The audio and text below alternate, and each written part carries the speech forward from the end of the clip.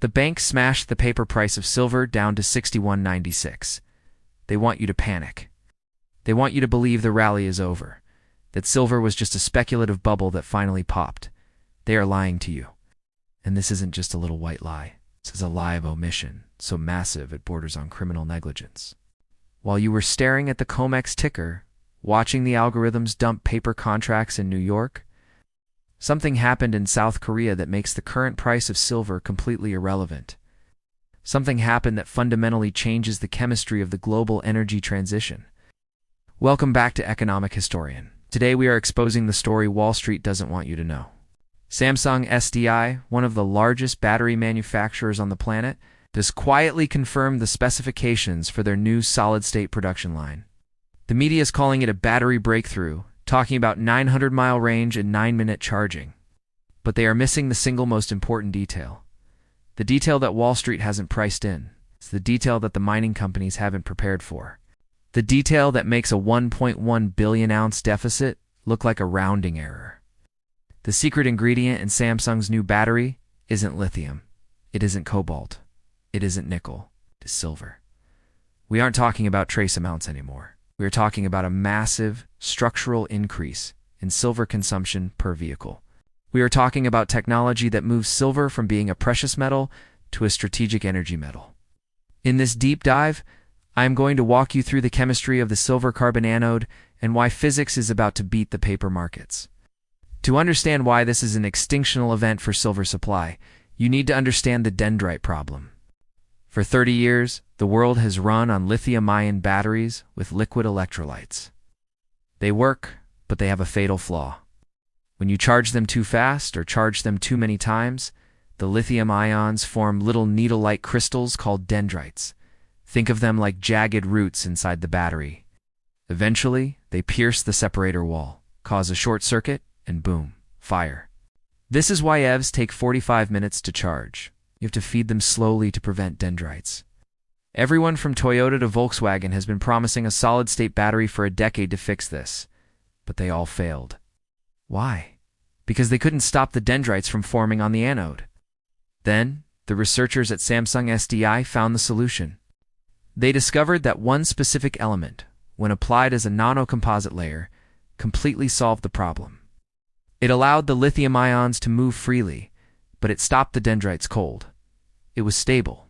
It was conductive. It was perfect. That element is silver. Specifically, a silver-carbon nanocomposite layer. This isn't a theory. This is published science. The silver acts as a host for the lithium ions, dissolving them evenly, preventing the spikes from forming. This allows the battery to be smaller, lighter, faster, and safer. But there is a massive catch. To make this battery work, you need silver. You don't need micrograms of it. You need grams of it. Let's put this into context. Right now, a standard combustion car uses about 15 to 20 grams of silver, mostly in window switches and electronics. An electric vehicle uses more, about 30 to 50 grams. But the solid-state battery changes the math entirely. We aren't talking about switches anymore. We're talking about coating the anode of every single cell in a 1,000-pound battery pack.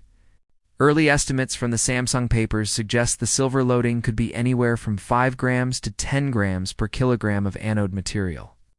Some aggressive estimates suggest it could be as high as half a kilogram to 1 kilogram of silver per vehicle for high-performance packs. Let's be extremely conservative. Let's assume it adds just 50 grams of silver per car. That brings the total silver per EV to roughly 100 grams. There are 90 million cars produced globally every year. If just 10% of them switch to solid-state batteries, that is roughly 29 million ounces of new silver demand. That sounds manageable, right? But that's at 10% adoption with conservative numbers. What if it's 50% adoption? What if the silver loading is actually 200 grams per car? If Toyota, Samsung, and Volkswagen hit their targets of mass-producing solid-state EVs by 2027 or 2028, we could see automotive demand for silver jump from 90 million ounces a year to 200 or 300 million ounces a year. Where does that 200 million ounces come from? Does it come from the COMEX? The COMEX only has 30 million ounces left and registered. Does it come from the miners? Global mining is flat at 830 million ounces. It's a single technology, the silver-carbon anode. has the potential to consume 25 to 35% of the entire global mine supply just for car batteries. That leaves zero silver for solar panels, zero silver for electronics, zero silver for jewelry, and zero silver for you. And Samsung just confirmed they are building the pilot line? The timeline has accelerated. This isn't a 2035 story. This is a right now story. Wow. While the banks were smashing the price to $61.50 on Friday, Samsung procurement officers were likely locking in long-term supply contracts with miners. They know the math. They know that if they don't secure the silver, their billion-dollar battery factories are worthless. This shift represents a fundamental change in the nature of demand. In the past, silver was an industrial spice. But with solid-state batteries, silver becomes structural, becomes a major line item in the bill of materials. The auto manufacturers operate on razor-thin margins, but they are stuck. Chemistry is stubborn, cannot cheat the electron. If you reduce the silver, the dendrites come back, and the car catches fire. They cannot thrift the silver out without sacrificing safety, so we have established the technology. The silver-carbon anode is real. It is superior, and it is coming. But now, we have to answer the terrifying question. Is there enough silver if every car company switches to this tech?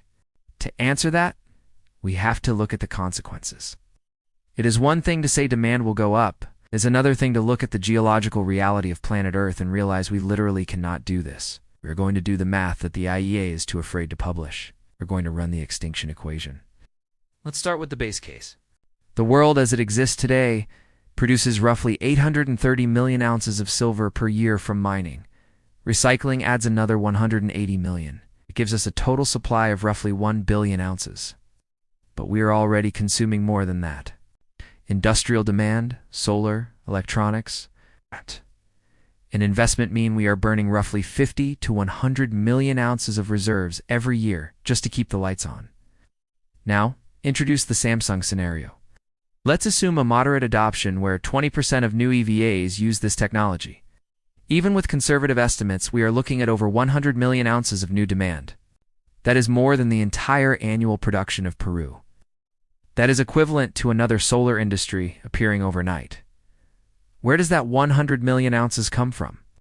The market is already in deficit. The vaults are already empty. Skeptics will scream, we will just recycle. We will take the old silver out of old cars. This is the recycling myth.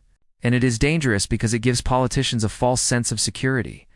Here is the reality. Gold is recycled at a rate of nearly 90% because it is concentrated. Silver is recycled at a rate of less than 20%. Why? Because silver is the vampire dust of industry. It is sprinkled in microscopic amounts across billions of devices. It costs more energy and money to extract that silver than the silver is worth, so it goes to the landfill. And consider the solid-state battery. Yes, it has more silver.